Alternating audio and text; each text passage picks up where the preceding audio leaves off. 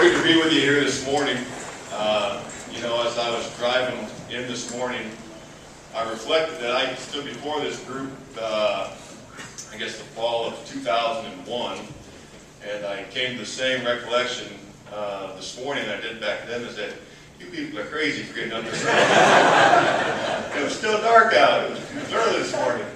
But I don't want to confuse craziness for passion. And I'd like to just thank you. I know I stood here, like I said, 10, 11 years ago, and the group continues to. Was anyone here in 2001? You've got members since 2001? Oh man, that's awesome. That is really special. So 30 years. Congratulations to you guys for continuing to support the university. I've had the fortune of being part of some tremendous programs, starting back in high school, obviously here at Iowa, then going on to play in Green Bay. But then my last couple years in Jacksonville, they're still kind of building their fan base. And so for the first time, I got to see what it's like to have a stadium with some empty seats. And kind of stinks. You know? And so the reality is, I just want to applaud you for your commitment, for your passion. As a former student athlete and a homegrown Iowa kid, it was always so great running out in that swarm and feeling like you were playing for the state of Iowa. And so, again, thank you for that. Gary asked me just to share a few things about the Iowa football program.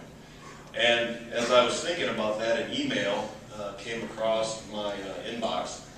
And it was from a friend who was sharing a story from a local paper here in town. And it was one of our current Hawkeyes, a young man named Tom Donato. And some of you may have read that article or know Tom's story, but I know Tom as Tommy. He was about 10, 12 years old, and he was the son of my first defensive coordinator at Green Bay. And anyway, I got to know Ed real well and his wife Sherry, and we stayed in touch. He switched jobs and went down to Atlanta. Well, we stayed in touch, and as Tommy was getting older, wanted to see where he was going to go to school, and he had some injuries and stuff, and wasn't able to parlay that Division I scholarship, so he had to walk on. And, came up here to Iowa, and just had a lot of adversity, position changes, but as Pastor mentioned, he just kept going. He had a belief in something, and now here he is. He's a senior. He's a starter. He's a major contributor to the Hawkeye defense this year. And as I read that article, I couldn't help but have such a sense of pride for this young man because he came to the university as a boy. He had great home training with his dad and his mom. They're wonderful people. But he's had to make choices on his own. And so I couldn't help but just, as I thought about what Iowa football is, I thought that story really helped encapsulate, in a small way anyway, the specialness that exists here at the university. I've been in the NFL for a number of years. I've been in a lot of locker rooms.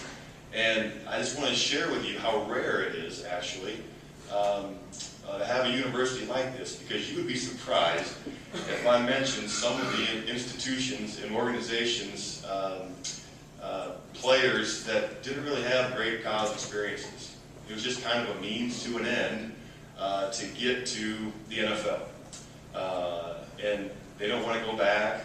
They seldom talk about their coaches and their experience in positive light. But you talk about difference, when you talk to Hawkeye players, you'll be hard-pressed, whether in the NFL or in whatever field of life that they've chosen, you'll be hard-pressed to find one who didn't have a great experience, who didn't really enjoy their time here at the university. And so I think that's really what, in my opinion, will really help separate and keep the Iowa program set apart from other places in the country. Because it's not just about Coach has done a great job and his staff of accepting the philosophy of not just developing the physical talent of these young men, but helping them truly become men. As I think about Tommy and the lessons that he's learned, I'm really excited because whether he continues to play football or going to coaching like his dad, or if he goes into whatever business, the lessons that he's learned, the the ability to handle adversity, to accept responsibility, to learn how to lead with courage. Those are tremendous traits that I think that, you know, I want us to win tomorrow, and I want us to win the Big Ten championship and gain momentum as we head into the Big Ten season. Absolutely. But if you step back for just a minute and look at it from a 30,000-foot view, the type of young men that this program is developing is very, very something. It's something very special, and I hope that you're all proud of that because you have a part in that. As I said, it's a special thing to be part of this family, the Hawkeye family. You know, and it's even evidenced by the NFL, personnel people. I've actually had GMs and some personnel people talk about how they look for Iowa guys because of that very fact that they know they're special guys. They know they're the right kind of guys. And so, you know, the reality is none of this stuff happens by accident. You can't wish it to happen, you know. There has to be an architect.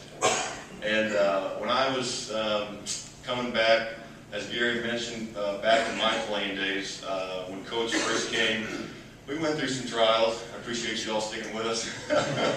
I know those were some tough years, but it was tremendous years. Tremendous years again, where I know I learned some of those same lessons about handling adversity and having courage to lead and accept responsibility for our actions and what had happened. And I remember one year in particular. I don't even know if you remember this, Coach, but it was 2000, and I think it was the middle of the year. I don't even remember. And thanks for reminding me of those stats. That was kind of fun. All right, that was good. But anyway, it was 2000, and we weren't doing so well. And it was the middle of the year, and I had stayed later after practice and done some extra work, and Coach had as well for some reason. And I was taking my tape off where we do right before you get into the locker room. And I remember having a conversation with him about just kind of, you know, having a heart to heart about some of the frustration that we're going through and some of the disappointment. But then he said something. He said, we just got to keep sawing wood. And it wasn't like some profound statement that kind of, you know, but it was a mantra. It was exactly what Pastor had mentioned. It was what kind of is so special about this state and these people. It's one of the reasons my family and I decided to come back and make this home. Because you just kind of keep sawing wood. You kind of keep putting one foot in front of the other, and you're going to get there. You're going to get there. And so, anyway, again, I say none of this stuff happens by accident. There has to be a leader. There has to be an architect. And that leader and that architect is Coach Ferentz. And enough from me. I'd like to introduce head football coach Kirk Ferentz.